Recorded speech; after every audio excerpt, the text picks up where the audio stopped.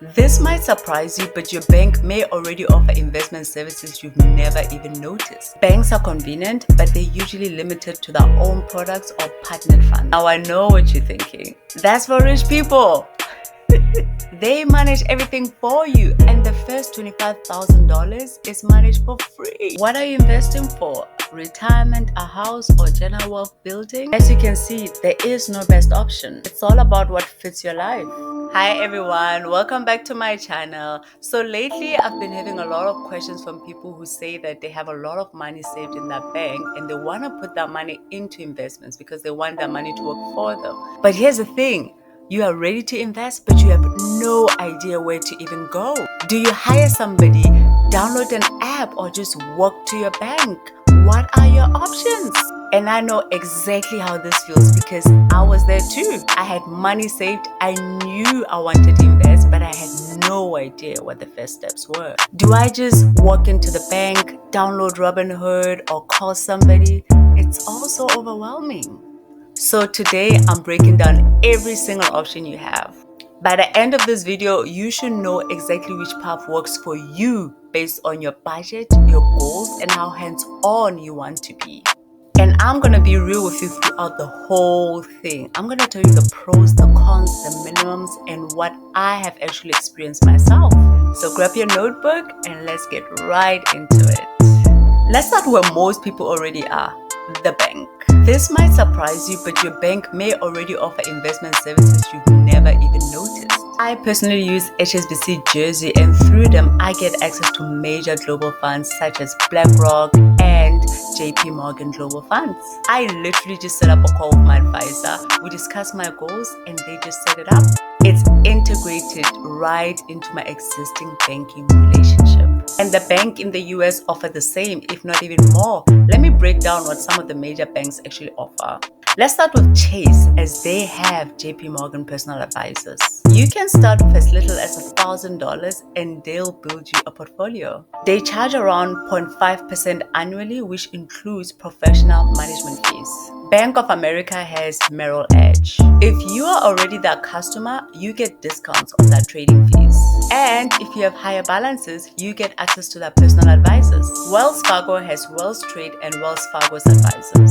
You can go fully self-directed or work with an advisor depending on how much help you want. Citi has Citi Personal Wealth Management. And honestly, if you already bank with them, it's super convenient to have everything in one place.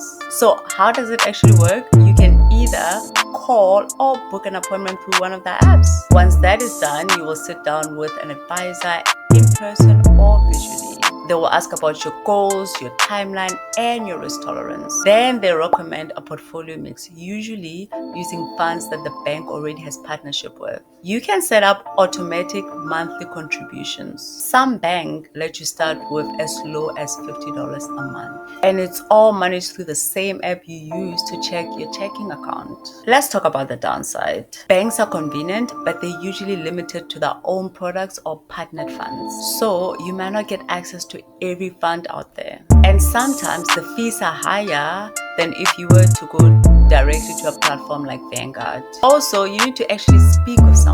You can't just download an app and start. For some people, this is good because they get guidance, and for others, it feels like a barrier. Let's go to our next option, which is investment managers. They are professionals or firms that manage everything for you, from choosing what to invest in to rebalancing your portfolio and adjusting it based on market conditions. Now I know what you're thinking. That's for rich people. And I totally get it, because traditional wealth management used to want a minimum of 500K. But times have changed. In South Africa, you have companies that actually allow you to start investing with as little as $100 a month. In the US, you have accessible options such as Fidelity Go with $10 minimum to start. They manage everything for you, and the first $25,000 is managed for free. After that, it's 0.35% annually. Betterment premiums. If you have 100K or more, you get unlimited access to certified financial planners. But even that basic tier gives you automated portfolio management. Vanguard personal advisor services. You need 50,000 K to start, but you get both the AI and human advisors. The fee is 0.3% annually, which is super competitive. You might be asking, what exactly am I paying for? You get someone actively watching your portfolio. They rebalance it, meaning if your stock grows too much and falls off your target allocation, they will actually sell the stock and buy more bonds to keep it balanced. They do tax loss harvesting, which can save you money on taxes. And they adjust your strategy as you get closer to your goal. And honestly, for a lot of people, the peace of mind is so worth it. You're not checking your portfolio every day. You're not panicking when the market drops. You have someone in your corner. If you decide to go this route, here's what to look out for. Number one, are they fiduciaries? This means they are legally required to act in your best interest. Not all advisors are fiduciaries, so ask them directly. Number two, what are the fees? Look for transparency. You should see an annual percentage fee and you should know if there are any hidden costs. Number three, what is their investment philosophy? Are they passive investors who use index funds or are they actively picking stocks? Make sure it aligns with what you believe in. Number four, read the reviews. Check the Better Business Bureau. Google them. See what other clients say.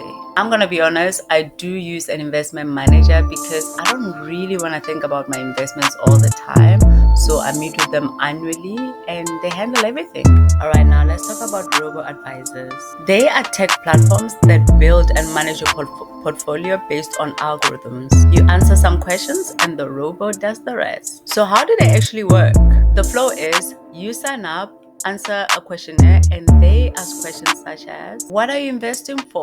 Retirement, a house, or general wealth building? When do you need this money? How do you feel about risk? If the market drops 20%, are you panicking or buying more? Based on your answers, the Robo platform will build your portfolio. Usually it's a mixture of bond and stock ETFs. Then it automatically rebalances, reinvests dividends, and keep everything on track. Here are the top robo-advisor options. Let's break down some of the top ones. Number one, SoFi automated investing. There's no management fees. You read that right. Zero. And you can start with as little as $1. They make money through other products that they offer. So the investing part is actually free. Number two, Betterment. It's super beginner friendly with 0.25% annual fee. There's no minimum to start. They also have great goal setting tools so you can set up goals for each bucket that you want. Number three, Wealthfront. $500 minimum with 0.25% annual fee. They have a feature called Path, which is basically a financial planning software that shows you if you're on track for your goals. Option 4, M1 Finance. They have free management, but you need $100 to start. This one gives you a bit more control. You can build custom pies of investments. So it's like a hybrid between Robo and DIY. Number 5, Elevate. It's designed for women by women. They factor things like the wage gap and longer life expectancy. Fees start at $1 per month for basic tie-up. So the reason I like robo-advisors for beginners is because you don't need to know anything about investing. You don't need to pick stocks. You just need to set up your account and let it run. And the fees are so low compared to traditional advisors. You are paying 0.25% instead of 1% or more. That's a huge gap. Here's the limitation though. You don't get human advice. Most robo-advisors don't have somebody that you can call to say, hey, should I buy a house or just keep investing? Unless you upgrade to a premium tier, you're on your own for those big life decisions. And they're also kind of one size fits all. They are great at building standard portfolio, but if you have complex needs like stock options from your job or you want to buy real estate alongside your stocks, robo-advisors might not be enough. And finally, the DIY route. This is where you take full control. You choose what to invest in, whether it be ETFs, stocks, bonds, mutual funds, whatever you like. Let me walk you through some of the top platforms. Number 1, Charles Schwab, my personal favorite. No account minimum, 0% commission on stocks and ETF trades. Incredible customer service, and that app is user-friendly. Number 2, Fidelity, also fantastic. No commission, no account minimums. They have amazing research tools, and the fractional shares feature means you can invest in expensive stocks with just a few dollars. Vanguard, the king of low-cost index fund. If you want to invest in index fund long term, this is your place. The app is not the prettiest, but the fees are unbeatable. E-Trade.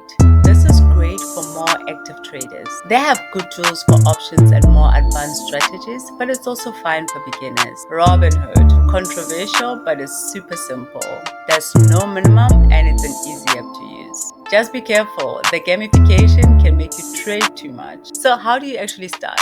Let's say you pick Charles Schwab. Step 1 is to open the brokerage account, which will take you 10 minutes to do. Step 2 is to link your bank account and transfer money. Step 3 is to decide what to invest in, whether it's going to be stocks, options, or bonds. Step 4 is to set up automatic investment. Most platforms let you schedule weekly or monthly buys. This is called dollar cost averaging, and it takes the emotion out of investing. What exactly do you need to learn though? Here's the thing.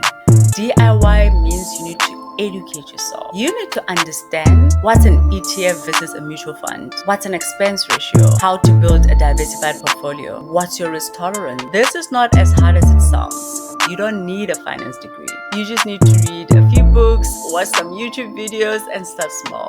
So with my DIY experience, I started out small, and I would usually advise people to also start out small. Use money that you're willing to lose. You don't want to use money that you plan to use as a deposit for a house, because if you lose it, you're not going to be happy. So definitely start small. Start with something like, I don't know, $100, $200, and buy a simple stock, and see if you like it. If you like it, maybe put in more funds. But again, not money that you're not willing to lose. Okay, because anything can happen. Investing is very, very risky. Let's put all the 4 options side by side so that you can really see the differences. As you can see, there is no best option. It's all about what fits your life. If you want someone to handle everything and you're willing to pay for it, go with a manager. If you want low cost and simplicity, go with Robo-advisors. If you want full control, go DIY. So how do you actually choose? Let me give you a decision framework. Ask yourself these questions. How involved do I want to be? Not at all, manager or robo. A little, bank services or robo. Fully, then go DIY. What's my budget? Under $100, robo or DIY. Between 100 and 10,000, any option works. 10,000 and more, consider a manager for personal advice. How confident am I in my financial knowledge? Not confident? Start with a robo or a bank. Somewhat confident? Robo or DIY with index funds. Very confident? DIY all the way. What are my goals? Long-term retirement? Any option works. Prioritize low fees. Short-term goals like 5 years or something? Speak to an advisor or use a goal-focused robo. Just learning? DIY with small amounts. Here's my recommendation for total beginners. Start with a robo-advisor like SoFi or Betterment. Put in $50 or $100 and let it run for a few months. Learn how it works. Read some books. Then, if you start feeling confident, open a DIY account and start experimenting with small amounts. You don't have to pick one forever. You can have a robo-advisor or a DIY account. The goal is just to start. The most important thing to take away from this video is this. The perfect plan does not matter if you don't move. You don't need to have it all figured out. You don't need to know everything. You just have to begin. Pick one option from this video, just one. Open the account this week.